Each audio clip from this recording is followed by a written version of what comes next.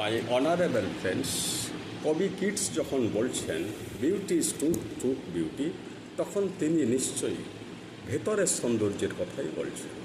কারণ বাইরের সৌন্দর্যের মধ্যে কোনো সত্য থাকে না।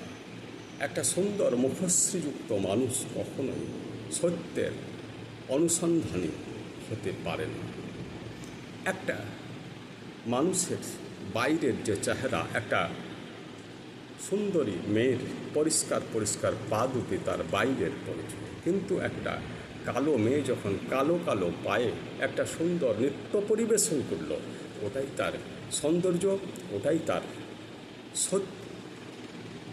আপনার জিভটা বার করলে মনে হবে লক করছে, কিছু গ্রাস করার জন্য চেষ্টা করছে, এটা বাইরের পরিচয়। কিন্তু যখন ওই জিভ দিয়ে আপনি সুন্দর ভাষা পরিবেশন করছেন, ছাত্র পড়াচ্ছেন সুন্দর ভাষায়, সেটা আপনার সত্য বা সৌন্দর্য।